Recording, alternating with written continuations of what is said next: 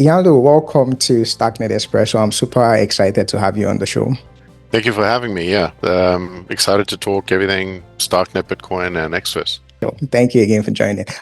Why don't we start with you introducing yourself to our audience and tell us a little bit about your role in Xverse? Sure. Well, as you got from the intro, my name is Janlo. I've been running growth at Xverse for coming up to about a year and a half now, and it's been a really interesting phase in the Xverse life cycle, I guess, as we've recently shifted from being everyone's favorite kind of degen wallet on Bitcoin, and obviously always the first to ship innovation on Bitcoin, like ordinals and runes are great examples, to adding Starknet support midway through last year, and now this year really pivoting our positioning as a brand to being the foremost on-chain neobank on Bitcoin, which really enables you to live your full financial life on Bitcoin and on chain. No, sure. Before that, I spent a little bit of time in crypto media with the guys from Crypto Banter in Cape Town, and I have quite a dotted history across startups and traditional corporate marketing, where I was also, for example, with Red Bull for 7.5 years at one point. So it's been quite a journey to get to this point, but I love Bitcoin. I love the infra side and the builder side of Web3. And yeah, excited to get into what it is that we've been cooking. You have a very exciting CV, I must say. So one of the things I wanted us to talk about is this partnership with Starknet. I've followed this partnership from onset. In fact, before it was announced, I had Jan, that's the chief strategist of Xverse, on the show. And one of the things we talked about were the possibilities that this partnership was going to bring to, the Bitcoin community, but also to Starknet community. And then we didn't even have BTC-Fi on Starknet yet, but it was still in the pipelines. Fast forward to 1 year later, I think it about a year ago when we had that first podcast, we have BTC-Fi on Starknet now. How would you say that this partnership has, elevated the status of Bitcoin as the new gold? Yeah, I love that. I mean, my handle on X is also the new gold BTC. I'm all in on the whole idea. So for me, it's been a great fit. Ellie's personal conviction about it obviously is well documented, and his original keynote that he shared at the Bitcoin conference, I think in 2013, around what's possible for Bitcoin, I think has never left him either, right? So it was a perfect collaboration and partnership ultimately, because we are obsessed with the original ethos of Bitcoin and how it should be used, and not just necessarily this pet rock that you keep in your vault, but how you should actually enable your Bitcoin to work for you and put it to work. So that vision of utility is very strong on the Starknet side, and the roadmap to getting there, from where we're starting now with private Bitcoin and the Federation signers, all the way through to what we could do if we had something like Opcat enabled on the Bitcoin network. That's a real vision, that's a real long-term vision that I can get behind. And our founder, Ken, as well, he has this very, I would say, ethos-driven approach to what we build and who we partner with. And we heavily curate all partners and all the, I would say, features and products that we integrate into Xverse. And so I think Starknet has come along at the right time for us, where really there's this need for privacy, there's this need for the quantum proofing of Bitcoin, and from many multiple angles, I guess all of it points to Starknet. True. I mean, it's very funny that you mentioned Opcat, because Opcat was one of the most talked about topic in my conversation with Ian last year. Just off topic, maybe touch a little bit on, do we have any consensus on Bitcoin as to when Opcat will be reactivated? Not really. So it was about a year ago that we launched the What the Fork campaign, which is still live at whatthefork.wtf, where we were trying to explain to the average Bitcoiner what forks are in Bitcoin and how Bitcoin has always forked, to the soft forked, at least to the point where it is now, and that further forks are not only necessary obviously for things like quantum proofing and adding utility, but also obvious just based on the history. Every couple of years there are major forks that have passed, and This will continue if you think about it, not just at a moment in time, but when you look back through the whole history. So that was that project. What the fork was really an opportunity to let Bitcoiners actually just sign a message with their wallet and basically vote for the fact that they want this. There's an increasing amount of Bitcoiners who actually do want to put their Bitcoin to work. Obviously, they want to do this still in a safe and trustless manner. But I think the development community, the core development community around Bitcoin, obviously is still very, very maxi heavy, and they don't really want too many changes there. But we can see now with things like the STRC, credit product that we have on strategy or micro strategy, there's a real appetite for more programmability on Bitcoin and for the ability of Bitcoin to do more than just sit there. So for us, that's great, and that completely aligns with the thesis that we have that Bitcoin will continue to scale both on L1 and through L2s. Yeah, fair enough. I think we're going to still we'll keep on evolving until eventually we get that happen. One other thing I was going to let us talk about is, BTCFi is now on Starknet while we wait for Upcat. But since then we now have, as you mentioned, StarkBTC now on Starknet, which is an extra added feature recently when you bring in privacy to Bitcoin. I would like to generally get your thought on what privacy is for you, and what would you say the response of Bitcoiners and the Bitcoin community to this new development, I mean, StarkBTC? Yeah, I mean, so starting off with just my personal take on privacy, I guess it's really important, right? We've seen how awareness from the general public of what's happening in your crypto life or in your Bitcoin life can go wrong quite quickly. We've had an increase in scares of kidnappings and all sorts of other crimes perpetrated against crypto holders, specific home raids and home invasions targeting specifically, people on certain hardware wallet, leak lists and those kind of occurrences. And I mean, I don't even generally wear my Xverse merch out of the house, right? Because I think the last thing you want is a target on your back. And it's no different from using, we used to stand at an ATM and draw money, and sometimes you had to draw cash for a really big transaction, or you go into the bank to draw a larger amount. You'll never leave any place more paranoid in your life than that moment, right? I think anyone that's had to do that, like to draw a deposit for something or to pay for something big that they needed to do in cash, they know that fear, that tension, and now you're basically saying you want to live with that 24/7 because you've moved your life on chain, and I think that's a completely unacceptable way to live. So there has to be some sort of balance, in the same way that your tax authority and your bank have full visibility of your transactions. They don't have full visibility of what you do with that cash after you withdraw it, right? And it's not necessarily 100% of everything that you live on and live with that you would use in that way, right? Like it's like the narcos and these guys that live like that.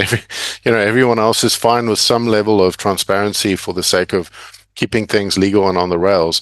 But I think there are those moments where privacy is absolutely critical, in the same way that we used to use cash, for whatever reason that may be, and to give people the option to do that with a certain portion or fraction of their holdings makes total sense, and I think really protects people as well from a security perspective.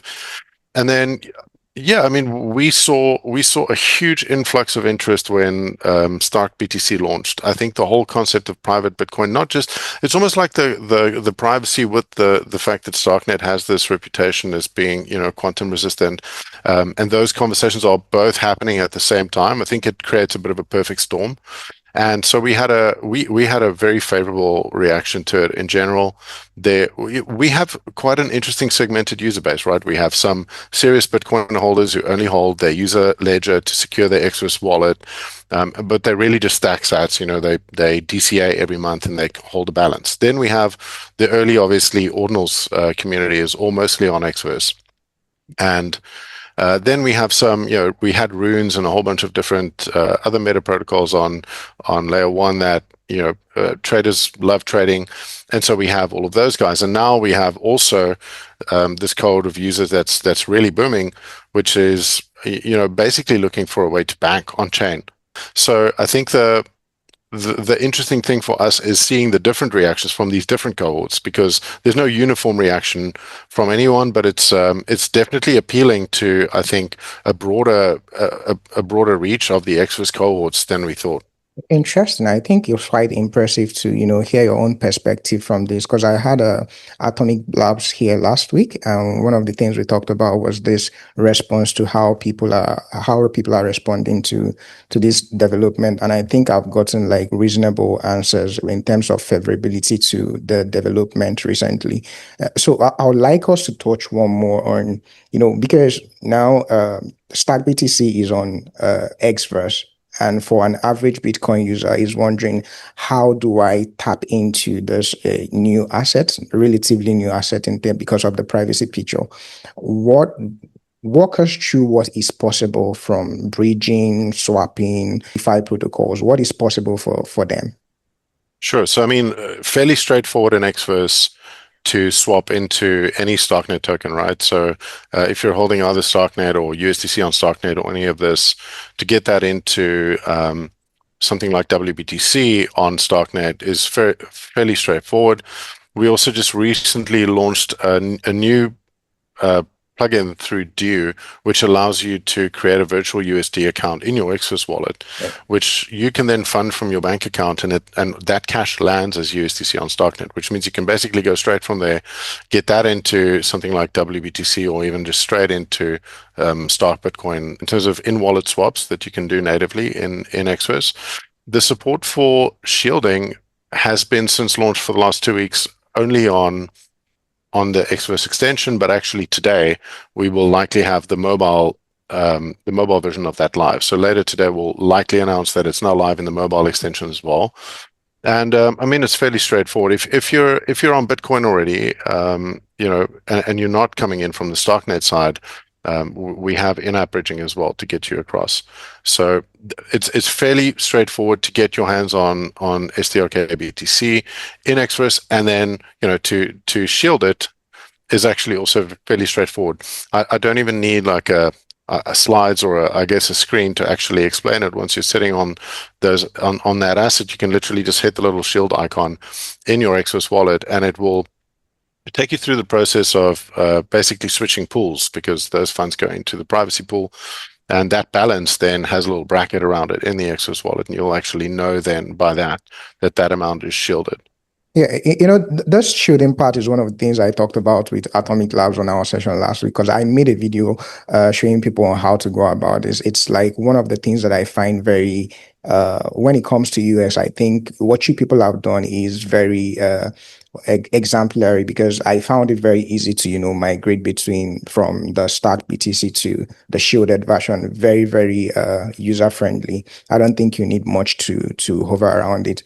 I just did the video just in case for people who are into tech savvy, but I think it's straightforward. Kudos to you guys on what you did on that. Thank you. Yeah, I think the team did a great job. They very early on conceptually thought about the concept of shielding and how we put that even just in the main home screen, so that users don't need to go searching for it, or don't find it too complicated. I think the UX in Xverse has always been exemplary, so great to see how seamlessly you can move through the phases. It's a very low fee as well to deposit into that pool, because it's running on Starknet, so the fees are low. And as I mentioned, the entry points are there are multiple. You can come in from the Bitcoin side, you can come in from the Starknet side, you can come in with cash directly from your bank. If you basically you want to start stacking private Bitcoin, actually that's super easy to do. And then we're excited for, because I hammered on utility just even starting this conversation with you, excited for the DeFi utility that's coming to it next. I think one of the things I also noticed recently was, that you can now do in-wallet DeFi activities on Xverse. I saw Endure. I think I also saw Bisu. Maybe you can walk us through those opportunities too. Yeah, so we've really thought about this full cycle, right? And I was explaining a little bit of that before. The on-ramping part, I think we really solve, because a lot of people are sitting in cash that's completely dead in their bank accounts, earning very low yield. Now you're able to bring that into your Xverse wallet, lands as digital dollars immediately, and you can do your USDC lending through Vesu, for example, as one of the strategies. When it comes to Bitcoin, we've recently spun up the Xverse validator for Starknet as well, which means that you can natively stake on Starknet through the Xverse wallet. We actually, for some of our other chains, we've been doing this for a while, like Stacks. We actually run the largest stack stacking pool as well. So, and have the majority there in terms of really what's happening on the network. And so we're hoping to achieve a similar thing here on the Starknet side. And we're seeing excellent growth really in the number of delegators and the amount of Bitcoin delegated into that validator. So we currently offer, WBTC native staking and liquid staking, both natively in the Xverse app. One thing I was also, I mean, you touched on it already, which I'm also very excited to see how it pans out, because I was trying to, assess my shielded Stack BTC on my mobile app just, I think that was 2 days ago, and I realized, oh, this is not here yet. So I'm really happy that you guys are working on bringing it to mobile, because the one thing it does for sure, one thing I feel this does is most of the time I'm always on my system. So when I go out, I'm able to do certain things, DeFi in-app, and I'm happy like you have it on mobile now, which means I can do it everywhere I go, which I mean, alludes to what you guys talk about being the Bitcoin bank, and it helps a lot to, have that as a walk around app with you. I think that's the whole point, right? Because again, if you were going to draw cash from an ATM, you would have it in your pocket, right? So yeah, I guess we needed to put the initial plumbing in place for this because it was quite a heavy lift from an engineering perspective. And so for that reason, because of where our priorities were, we shipped it on extension first. I think Reddy did the same thing. So to bring all of that really into an excellent mobile experience generally takes a little bit longer, but we wanted to make sure that we are there on launch day. So the extension was easy to do. For mobile, it definitely took a little bit more iteration, a little bit more work to make sure that that experience is seamless, so that it feels like, okay, cool, I've just got cash in my pocket, and right now I'm going to basically put it in a deeper pocket, and you're able to do that as you go and from anywhere. So yeah, I think users will love it, and yeah, it should be out by the time this is out. Fair enough. There's one thing that I've been pondering on since the release of strkBTC. You've mentioned earlier that Xverse is part of the Bridge Federation. So I'm looking at Atomiq Labs. Atomiq Labs is the official bridge for strkBTC on Starknet. So I understand how they work. They use an RFQ model. Basically, so just for users that don't understand, it means if I have my BTC, I can send it to someone that has BTC on L1, and they send me strkBTC on Starknet network. That's basically how Atomiq Lab works in a nutshell. So I'm wondering if that's the model, what part does the Federation play in this setup? I mean, the first thing to note here is, nobody really wants to have trusted parties in the first place. And I think the important thing to note to everyone that might be cynical or skeptical at this point about a federation of signers instead of, complete trustless bridge or the alternatives. I think we've gone with some really, I would say, high integrity, high reputation businesses that are beyond reproach effectively, and each of them operates independent infrastructure for the minting and the burning of strkBTC as Bitcoin moves between Bitcoin and Starknet, right? So the great thing is these are high trust entities. No single one of them can unilaterally move any of these funds, and I think that's the whole point of this. I think as we move through phase one towards post-quantum QSB and stuff like the BitVM verification that is next in the roadmap, until we have OpCat, which is the final phase. Each phase reduces the trust assumptions. But we already, when it comes to Xverse, in terms of at least security, we've had, over 2 million people come into our ecosystem, trust the wallet. We have an API product that we sell on to other B2B customers who actually also use our exact same infrastructure. So that's very, very well trusted, very secure infrastructure. And I guess that's that's one of the things that we bring to the table. I think it's quite obvious. The end game is that no federation should be needed at all.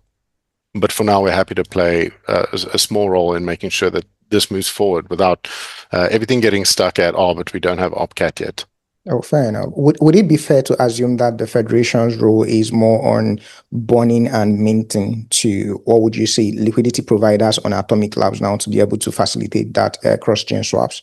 Yeah, exactly. I think the whole point is to really just provide a platform, so that the users who are interested, the users who want to have private Bitcoin, can do their thing. I think it's not so much about what we're putting into it as much as making sure there's a stable platform provided for this to really take off as organically as possible. Great.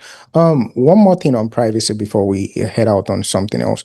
Um, the US Congress just recently mapped out a 5-year sunset staff guidance for wallet providers and other cryptocurrency interfaces. And I think it was Ken Lau that made a comment on it. Why that is a good development, we need a good framework for private transactions. And now that we have shielded version of strkBTC and on Xverse, how are you people managing the idea of providing privacy for businesses and also staying compliant in case of audits? Of course, I mean, it's been mostly positive, all of the developments recently coming out of the US when it, as it relates to DeFi and self-custody. And we know that the big dogs who are fighting for self-custody and DeFi regulation in the US really understand the concepts of decentralization and the nature of the business, right? Especially as it relates to what is the role that a developer plays versus the role that an actor who takes an action on your protocol or using your tools plays, right? So the separation of those two is super promising. And at the same time, I guess we are always going to be building in the light. I think the idea is not to build no KYC only products. And as a matter of fact, it's very interesting.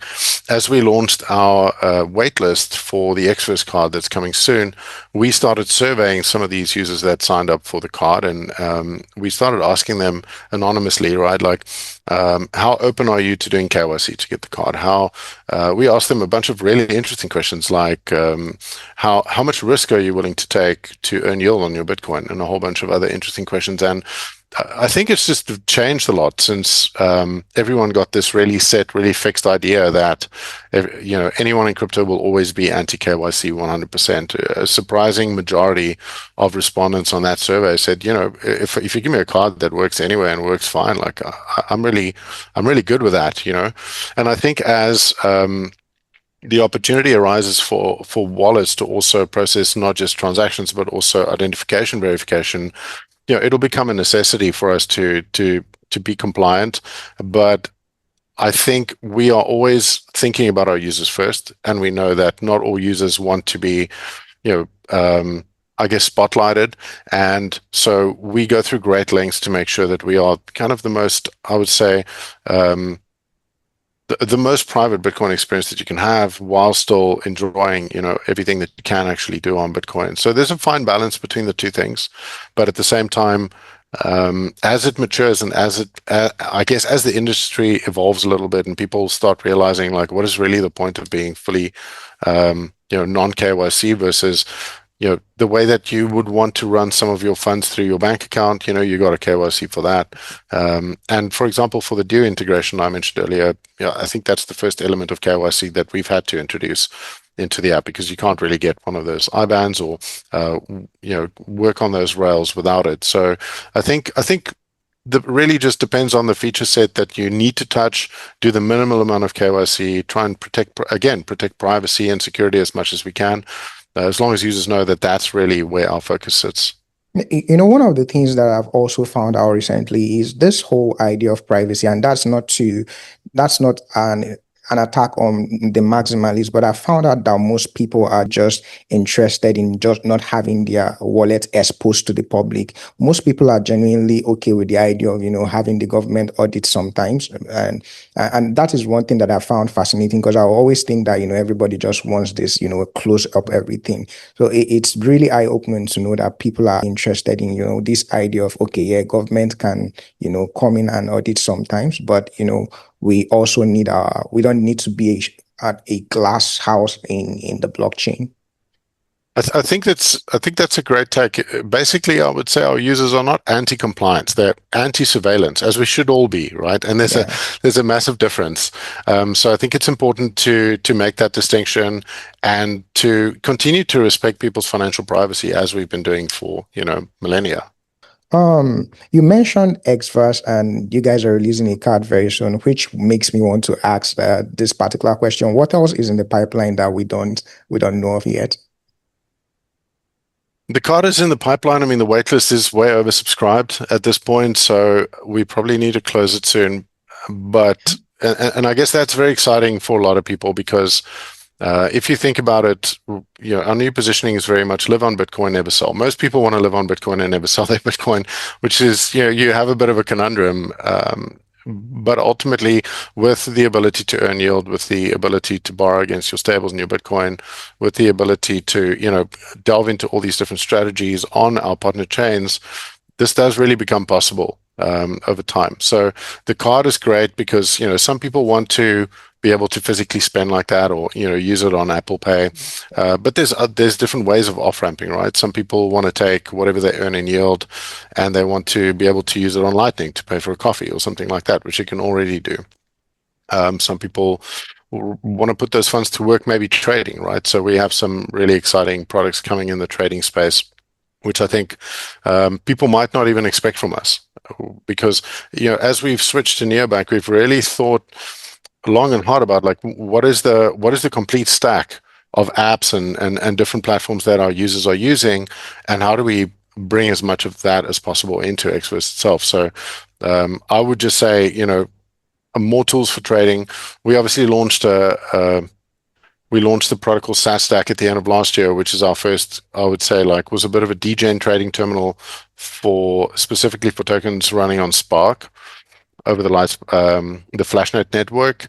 And that initial wave of enthusiasm that we saw there really gave us a good signal. We obviously, like I mentioned, have the runes traders, we have the ordinals, diehards. There's a lot of people with an appetite for risk. So a couple products, a little bit further down the pipeline to really cater for those guys. One thing I was going to give a shout out to both Xverse and Atomiq Labs last week. I did for Atomiq Labs, but I've always mentioned one thing. This is basically on utility. Utility of what you guys do. I've always mentioned that off ramping in Nigeria is one of the, what would you say, most complex things for crypto holders here in this country. And recently there was an app resolver that came in, and what it meant was that we could now, in one touch, have our cryptos directly deposited to our accounts. A good example was before, if I had to do this before, it would take like 5 different steps, transaction charges at every layer.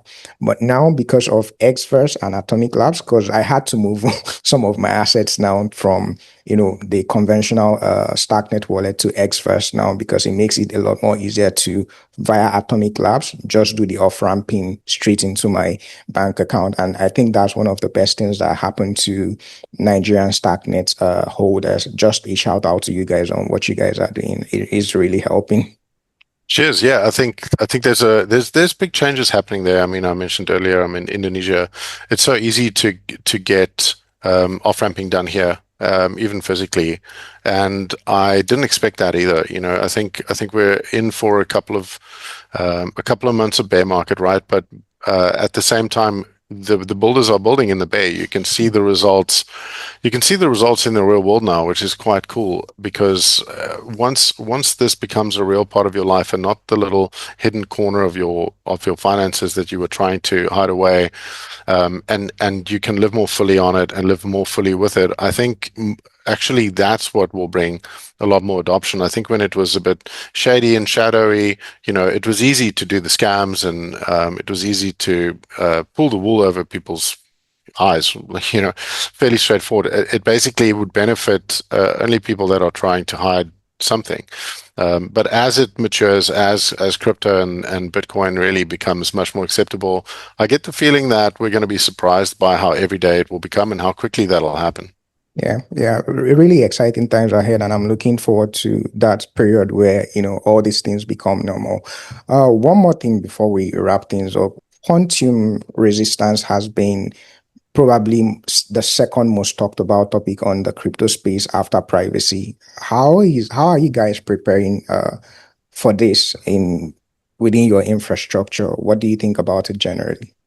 Yeah, I mean, we have what is about 6 million Bitcoin, right? Like about 30% of the supply sitting in Yeah. addresses that are vulnerable to this, right?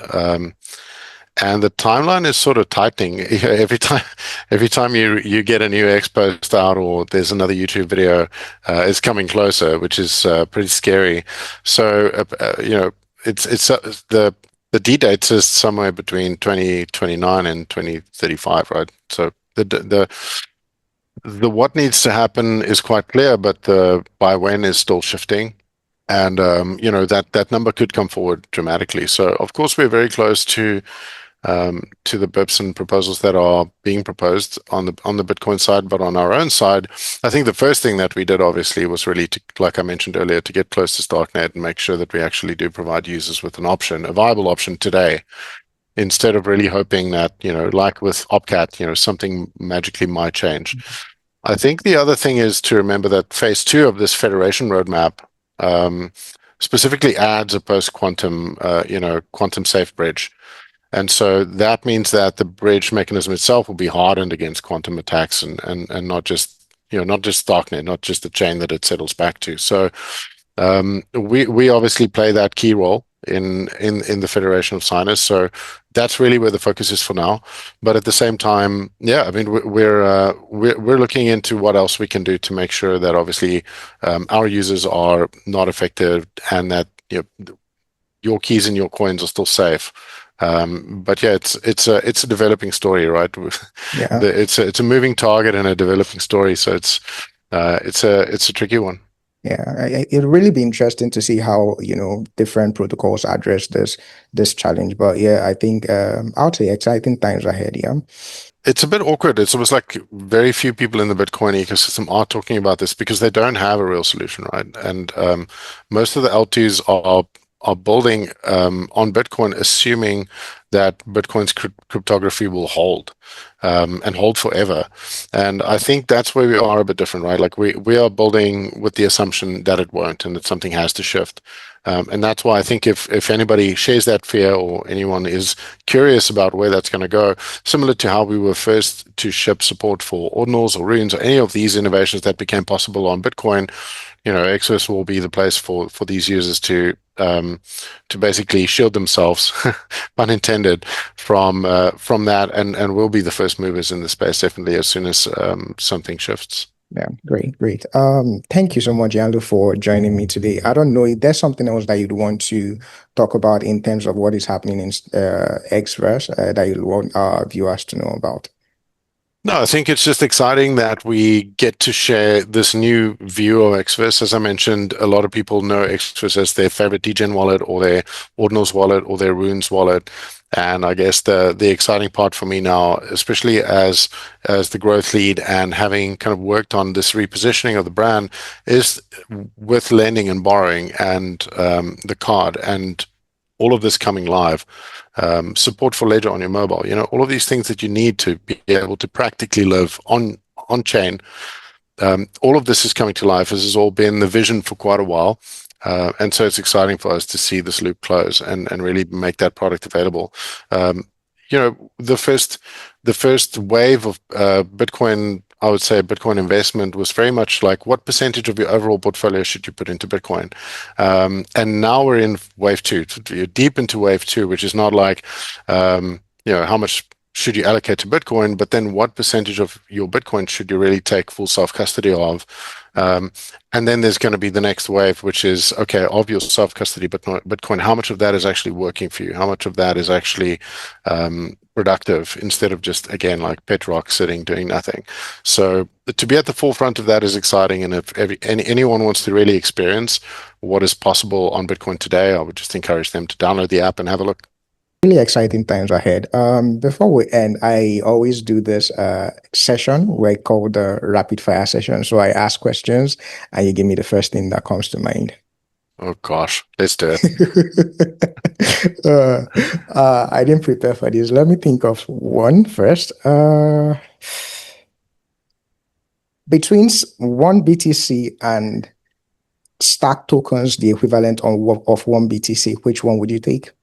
I would take the Stark tokens and switch them straight into strkBTC and shield that. Okay, fair enough. Oh God. Save myself the bridging fees, Fair enough. Fair enough. Good move. If you had the option of choosing one animal to be, which one would you choose? I'd probably be a bear. Have you seen The Revenant? No. Revenant, that was Leonardo DiCaprio, yeah? Yeah, exactly. Yeah. I'd probably want to be a bear, so even though I'm always bullish. Nice. Pun intended, right? Ooh, well, the last one. I thought I had this. I'm just out of options. What's your favorite vacation destination? Well, right now I would say Bali. My first time visiting, really enjoying it, considering staying longer. So yeah, I'm enjoying it. People talk a lot of, also pun intended, people talk a lot of trash about it, but it's great. The people are amazing, and yeah, my family and I are really enjoying it. Oh, great. Thank you so much again for joining me on Starknet Espresso. I'm super happy you made our time for this. Thank you, Uchi. Thank you for having me. Yeah.